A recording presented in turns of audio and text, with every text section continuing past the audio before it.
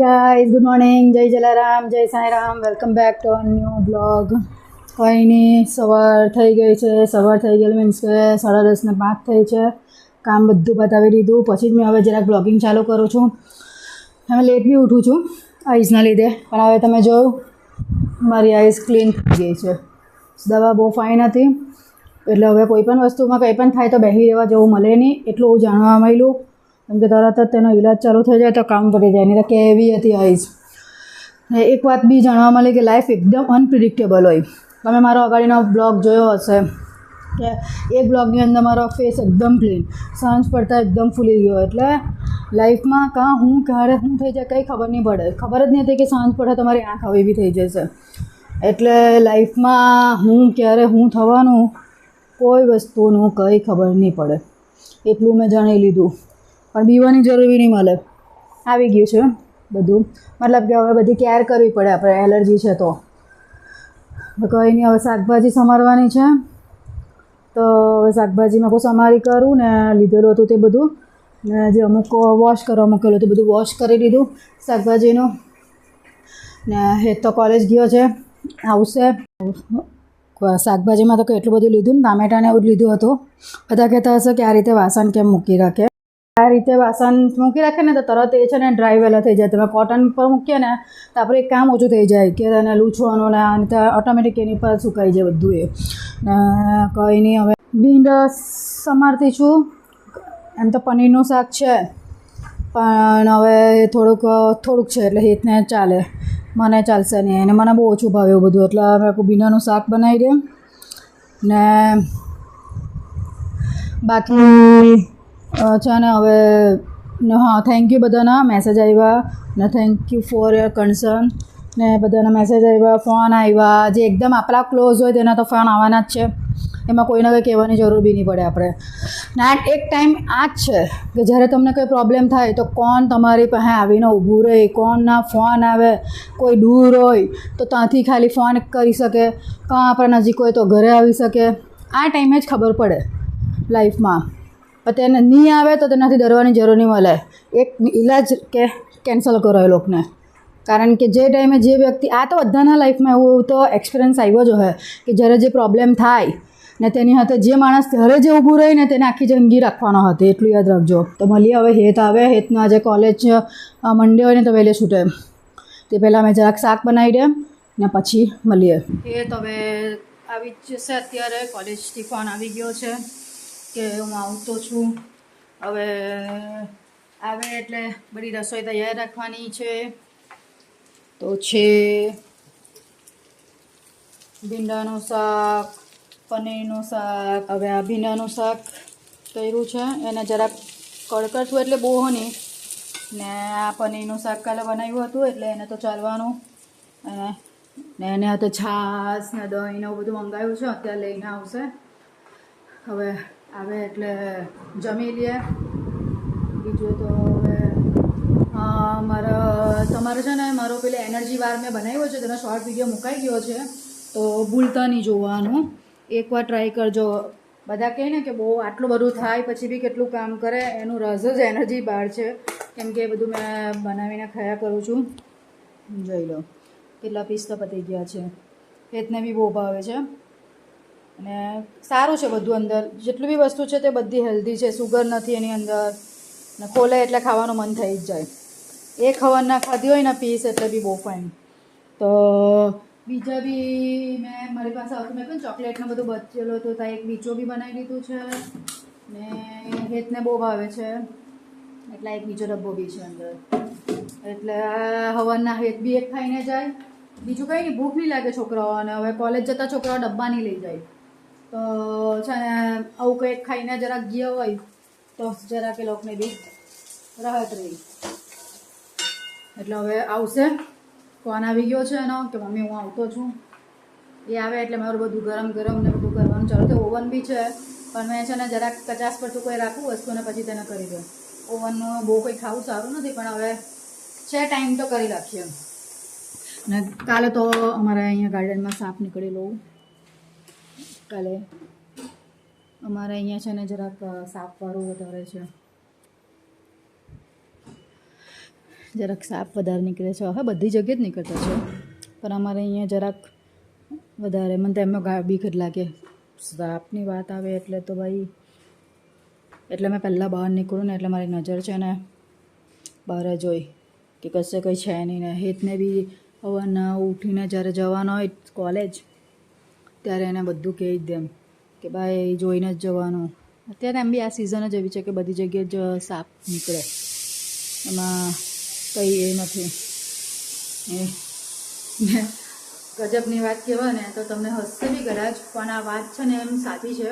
કેવી જોઈએ કે નહીં કેવી જોઈએ, કદાચ મારા ઘરવાળા કહેશે કે આ બધું નહીં કહેવું જોઈતું હતું, પણ મારી વાતમાં એવું છે કે મને છે ને જીવન કંઈ સપના આવે ને તો સાચા પડે.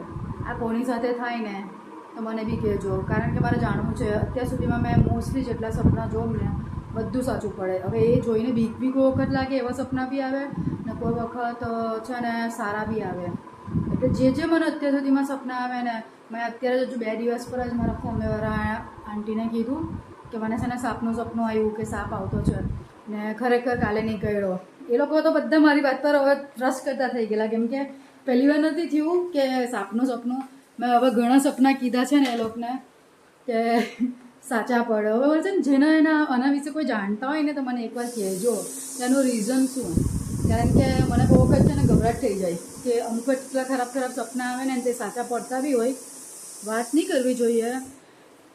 ને સારામાં પાછા ભગવાનના બી આવે કે મને ભગવાન દેખાય, ગણપતિ બાપા દેખાય ને એ વસ્તુ બી સાચી પડે.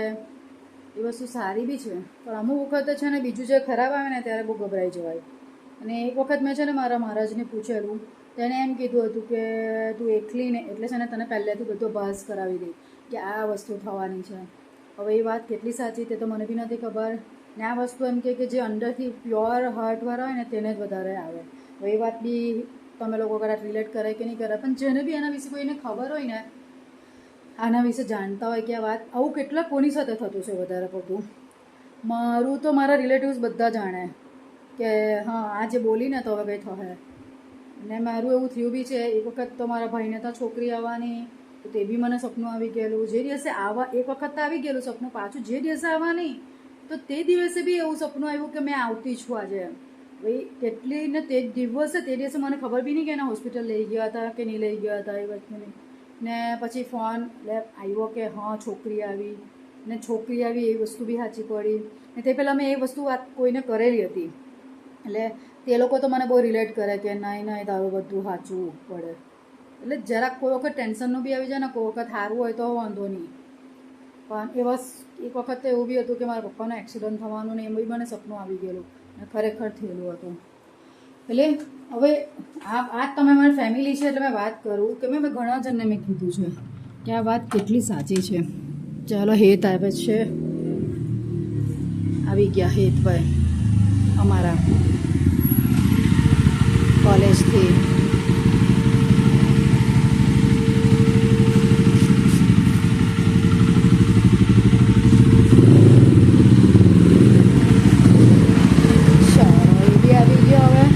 કચરાવાળો બી આવી ગયો, કોયરો બી આવી ગયો. ચાલો ગાઈસ, સાંજ પડી ગઈ, સાંજના 6:30 થઈ ગયા છે. હવે ઉપરનું કામ પતાવી દીધું છે, નીચે આવીશું. ચા નાસ્તો થઈ ગયેલો. એ તો હવે રીડિંગ ટાઈમ છે, એનું એડિટિંગનું કામ પડ્યું એટલે હવે વાંચવાનું કામ કરશે. એટલે મેં કોઈ થોડું કરતો રહે. અત્યારે એટલું બધું હવે છે બોર્ડ, હવે બોર્ડ તો પતી ગયું છે. એ જ મેઇન હતું લાઈફમાં. બોર્ડ બહુ આપણા લાઈફમાં છે ને, બોર્ડ બહુ ઇમ્પોર્ટન્ટ. એ પતી ગયું છે. આજે છે મગની દાળ. આજે મગની દાળ બનાવી છે. જરાક લાઈટ ખાવું છે તો મગની દાળ કરી છે. હવે ને રોટલા કર્યા છે, રોટલી કરી છે ને બીજું સાથે સલાડ કરી નાખવું કંઈ બી. જરા 6:30 થયા છે એટલે હવે થશે ધીમે ધીમે. બપોરે તો હેત આવ્યો, પછી એ તાપા જેટલો ને જો ને જેવો વરસાદ બંધ થાય એટલે પાછું જેવી પોઝિશન હતી તેવું પોઝિશન થઈ ગઈ. અત્યારે વેધર એટલું એ છે કે જાણે અત્યારે વરસાદ પડું થઈ રહેલો છે, પણ ગરમી સેમ થઈ ગઈ. પાછી ગરમી એટલી જ ચાલુ થઈ ગયેલી છે.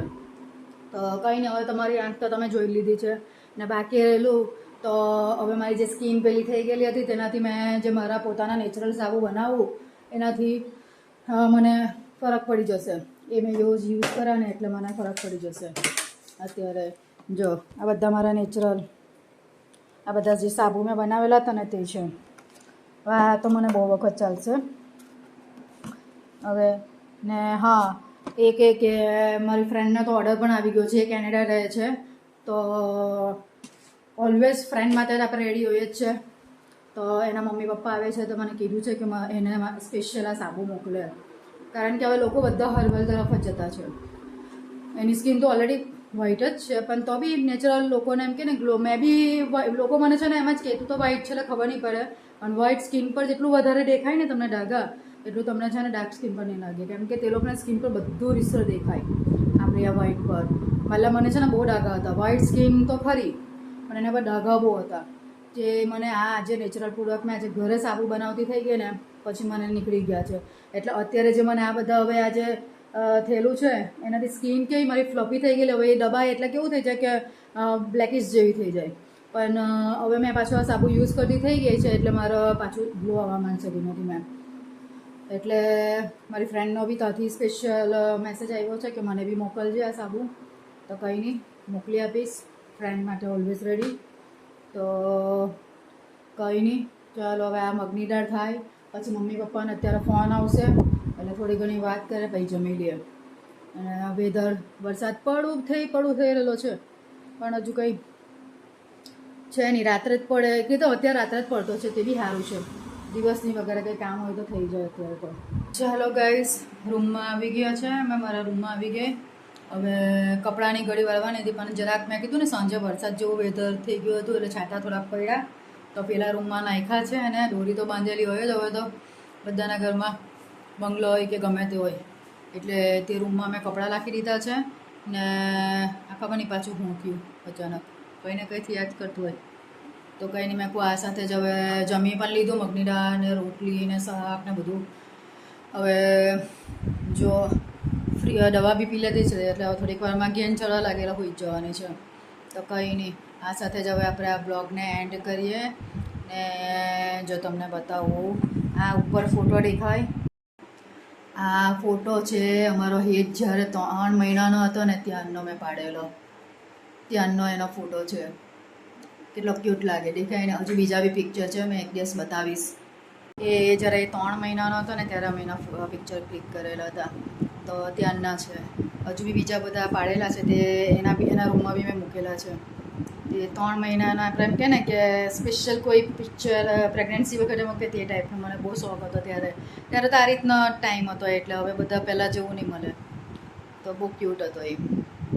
તો કંઈ નહીં, ચાલો અમે મારા રૂમમાં આવી ગયા, થોડીક વાર રેસ્ટ કરું ને ઊંઘ આવી જાય એટલે હોઈ જાય. તો મળીએ કાલે સવારે. ને તમને જો મારો બ્લોગ ગમતો હોય તો લાઈક કરો, શેર કરો, સબસ્ક્રાઈબ કરો ને કોમેન્ટ કરવાનું ભૂલો નહીં, ને શેર કરવાનું બી ભૂલો નહીં, કેમ કે હવે બધા ફંક્શન ફેસ્ટિવલ તૈયાર આવશે તો બધું તમને બતાવવાની મજા આવશે. તમે કોમેન્ટ કરો ને કંઈ હું જોઉં છે તમારા નવસારીમાં, કોમેન્ટ કરો. હવે તમને ગણપતિ બધા આવવાના છે તો તમે જોવાના હોય તો તે પણ અમને કોમેન્ટ કરજો, તો અમને બતાવવાની મજા આવે સામેથી કોમેન્ટ કરશો તો. ચાલો તો મળીએ.